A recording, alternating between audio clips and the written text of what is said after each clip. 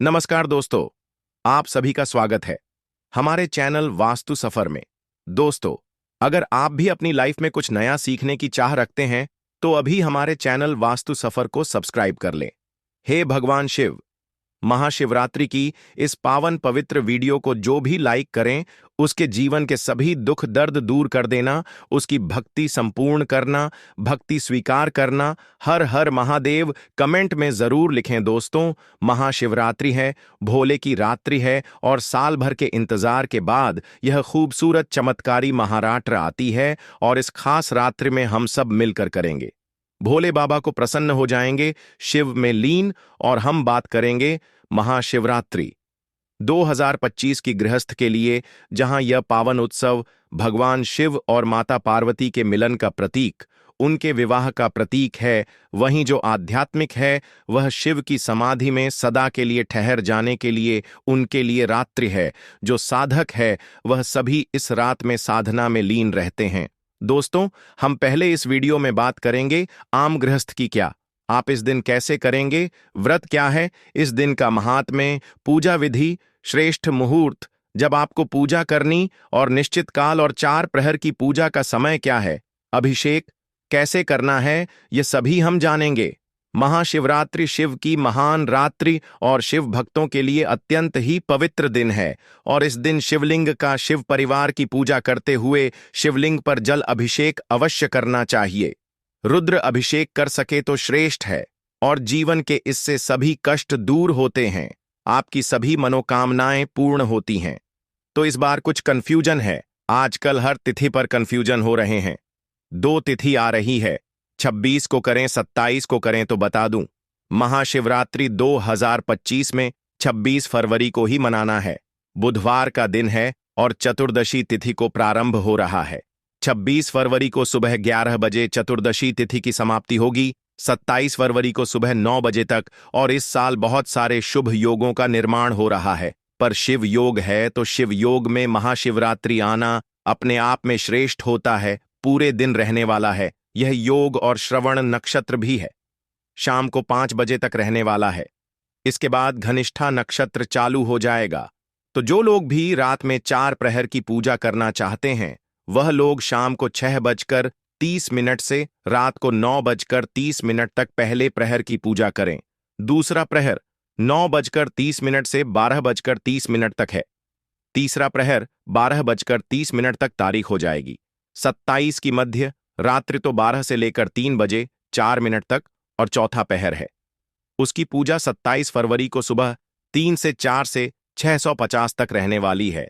जो लोग भी निश्चित काल की पूजा करना चाहते हैं, रुद्र अभिषेक करना चाहते हैं, निश्चित काल का, वह सभी 26 की मध्य रात्रि 27 की रात्रि को 129 से 1 बजे तक, यानी डेट चेंज हो जाएगा 27 तारीख, लेकिन आपकी जो रात्रि है वह 26 की रात्रि ही रहने वाली है। जो लोग भी व्रत का पालन करना चाहते हैं, 27 फरवरी को सुबह 648 से 850 के बीच में कर सकते हैं। एक दिन पहले ही सारी सामग्री, पंचामृत, पुष्प, यह तोड़ करके बाकी सभी सामग्री आप एकत्रित कर लीजिए।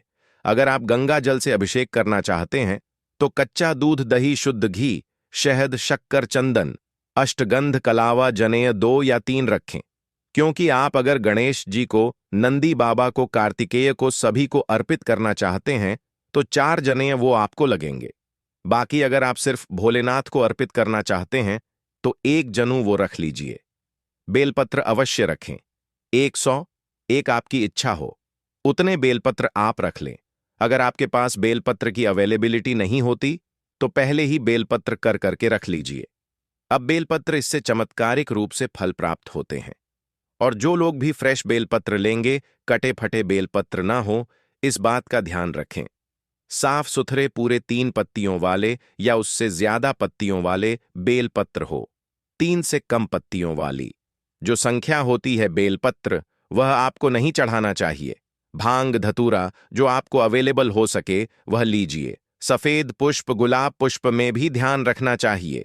खेत की सफेद पुष्प और चंपा के पुष्प भोलेनाथ को अर्पित नहीं किए जाते, तो यह ना ले। गुलाब का फूल भी विशेष प्रिय है, कमल का फूल विशेष प्रिय होता है। भोले बाबा को आप यह चढ़ा सकते हैं और अक्षत ले, कम से कम 1-2 मुट्ठी अक्षत जरूर ले। ऐसा नहीं किसी थोड़े से अक्षत लिया चले गए, क्योंकि एक मुट्ठी चढ़ाई जाती है तो दोनों हाथों से आप सारी पूजा करने के बाद आप दोनों हाथों से एक मुट्ठी चावल अर्पित करें। अब भोले बाबा को अपनी मनोकामना बोलते हुए या ऐसे भी आपको अर्पित करने चाहिए। चावल कम से कम 250 ग्राम जैसे चावल हो, ये ले लीजिए। दीपक ले लीजिए, जलाने के लिए धूप दीप ले लीजिए, और रुद्राक्ष की एक अभिमंत्रित माला 12,500 जाप से अभिमंत्रित माला हो तो श्रेष्ठ है। नहीं तो आपके पास जो भी रुद्राक्ष हो वह माला आप लीजिए, भद्राक्ष ना हो। इंडियन जो रुद्राक्ष होते हैं वह भद्राक्ष कहलाते हैं, वह आपको इस्तेमाल नहीं करना चाहिए। हालांकि सस्ते होते हैं, आपको ज्यादातर कोशिश करनी चाहिए नेपाली रुद्राक्ष माला आपके पास हो, उससे ही आपको जाप करने चाहिए। अगर वह प्राप्त ना हो तो इंडोने या रुद्राक्ष आते, वो भी अच्छे होते, उनसे आप जाप करें। एक थाली रख लीजिए जिसमें आप सभी पूजा सामग्री को लेकर के जा सकेंगे, और एक थालपोश रख लीजिए। अगर आप मंदिर जाने वाले हैं तो थाली को ढकने के लिए कोई कपड़ा सुंदर वस्त्र आपको रख लेना चाहिए। अब रात्रि में ओम नमः शिवाय, ओम नमः शिवाय, ओम नमः शिवाय का जाप करते हुए, प्रभु का ध्यान करते हुए, भोलेनाथ का ध्यान करते हुए सुबह जल्दी उठे, हथेलियों के दर्शन करें, धरती माता को प्रणाम करें, घर की साफ सफाई करें, और गंदे घर में पूजा नहीं करनी है, यह द्वार का ध्यान रखें। और फिर इसके बाद तीर्थों में तो स्नान कर पाए तो ठीक, नहीं तो घर में ही गंगा जल डाल करके आपको स्नान करना चाहिए, और स्वच्छ सुंदर वस्त्र पहनने चाहिए। और आपको अपने मस्तक पर इस दिन भस्म से त्रिपुंड भी बनाना चाहिए, या चंदन से त्रिपुंड बनाइए। 3 रेखाएं जो खींचते हैं, यह नकारात्मक ऊर्जा से बचाव करता और प्रभु से आपका जुड़ाव करता है। इसके बाद सूर्य भगवान को 1 लोटा जल अर्पित करें। दक्षिण मुखी होकर के हमेशा की भांति अपने पितृ के निमित्त 1 लोटा जल अर्पित करें, और शिवलिंग के सामने बैठे कर आज आप संकल्प लें, थोड़ी से पुष्प हाथों में लेके, कि हे प्रभु, आज मैं संकल्प करता हूं कि सच्चे मन से परिवार सहित 7 से 10 से महाशिवरात्रि का व्रत करूंगा या करूंगी। और ऐसा कहते हुए थोड़े से अक्षत लेकर के संकल्प ले सकते हैं। जल सिक्का आदि लेकर के संकल्प को वहीं छोड़ दें, और इसके बाद पूजा की शुरुआत करें। नियम तो यह होता है कि पहले शिव परिवार की पूजा करनी चाहिए, इसके बाद में भोलेनाथ का अभिषेक किया जाता है। सबसे प्रथम गणेश जी गणपति देव, इसके बाद कार्तिक के माता पार्वती नंदी जो उनके गण हैं, शिव जी के बाकी भी गण।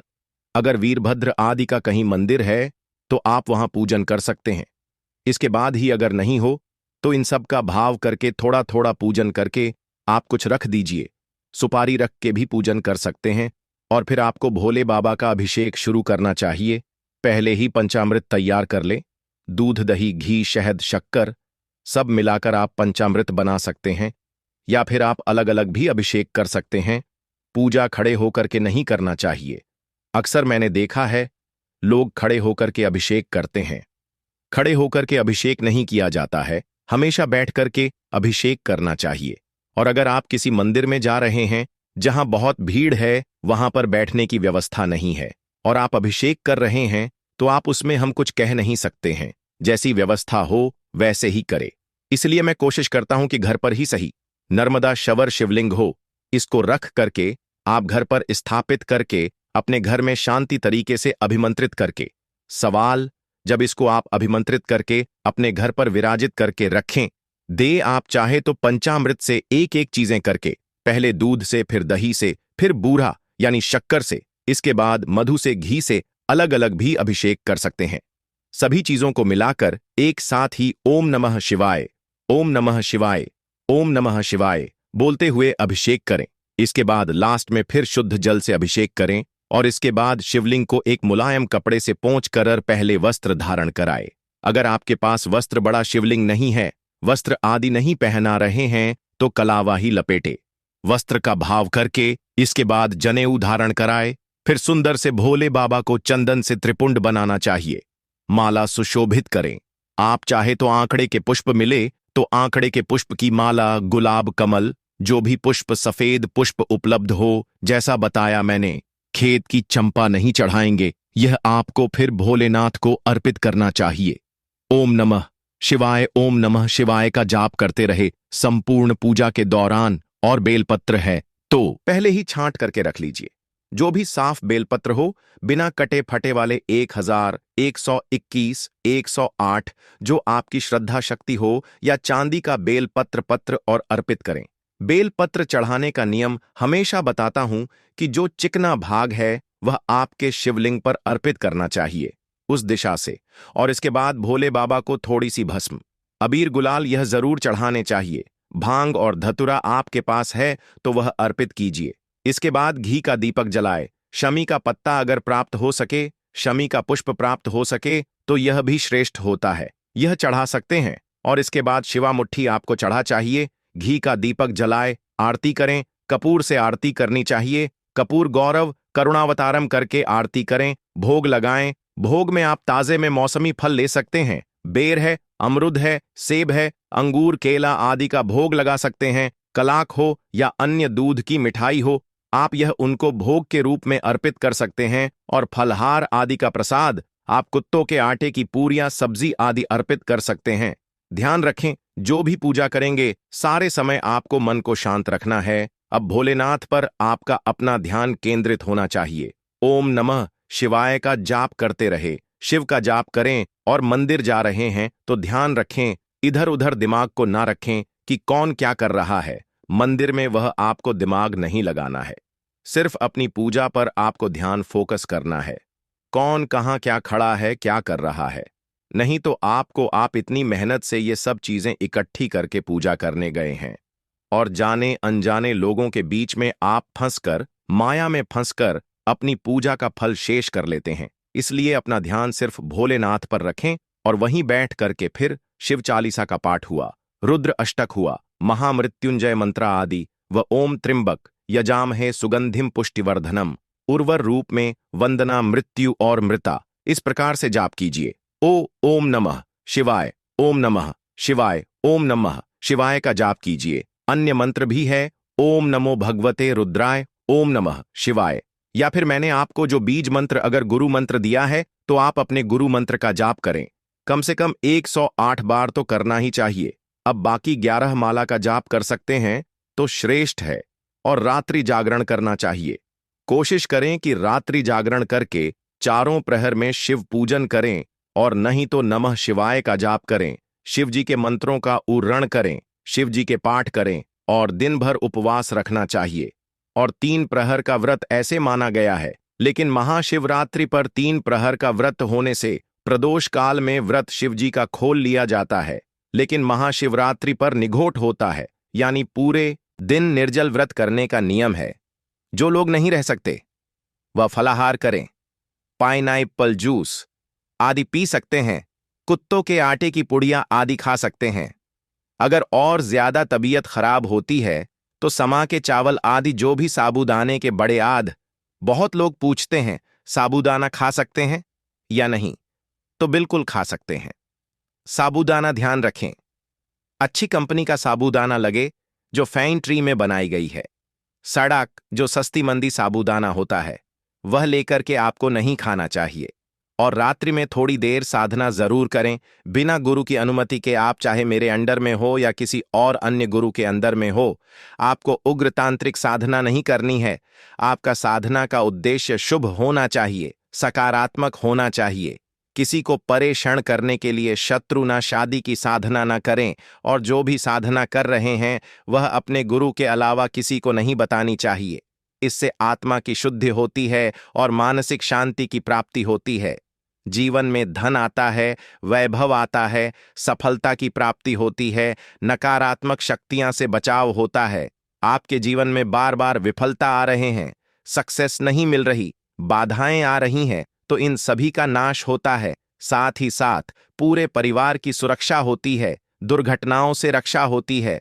मृत्यु योग अगर हो तो वह तक टल जाता है, क्योंकि आप महाकाल की पूजा कर रहे हैं, और काल से बड़ा महाकाल ही होता। इस बात का ध्यान रखें। इस रात में ब्रह्मांड की जो ऊर्जा होती हैं बहुत सक्रिय होती है। और शिव तंत्र में कहा गया है, इस रात्रि में आपको रीढ़ की हड्डी सीधी रखते हुए आपको साधना करनी चाहिए, ध्यान करना चाहिए, क्योंकि यह रात्रि व्यक्ति को आत्मिक शक्ति देता है, मानसिक शांति देता है और साथ ही साथ यह सब रहेगा तो आपकी भौतिक इच्छाओं की पूर्ति अपने आप होने लगती है। तो इस रात्रि में रीढ़ की हड्डी को सीधी रखते हुए ओम नमः शिवाय, ओम नमः शिवाय का ज्यादा से ज्यादा जाप करें, शिव जी से कनेक्ट करें। इससे आपकी कुंडली भी जागृत होती है। जो लोग साधक हैं, कुंडली जागृत करना चाहते हैं, उनके लिए हेल्प होगा, चेतना का विकास होगा और आदर्श रात्रि है दोस्तों। ब्राह्मण ऊर्जा और शिव तत्व से जुड़ने का उत्तम समय है। तो आप भी किसी भी शिवालय में हो, शक्तिपीठ में हो, किसी तीर्थ स्थल में हो या एकांतवास करके अपने ही घर में 4 प्रहर ना सही, कम से कम 1 प्रहर ही जाप करें, भोले बाबा का अभिषेक करें, ध्यान करें और अपनी ऊर्जा को जागृत करें। तो दोस्तों, महापर्व है, महाशिवरात्रि है, महापावन रात्रि है और इस रात्रि में शिव और शक्ति से समर्पण का दिन है। तो आप भी भोलेनाथ को मनाएं, माता शक्ति को मनाएं और अपनी आध्यात्मिक उन्नति के साथ साथ अपनी जीवन की समस्याओं का समाधान भी पा सकते हैं। स्वास्थ्य लाभ हो, धन हो, आयु में वृद्धि हो, पापों का नाश होता है, आत्मिक शुद्धि का श्रेष्ठ अवसर है।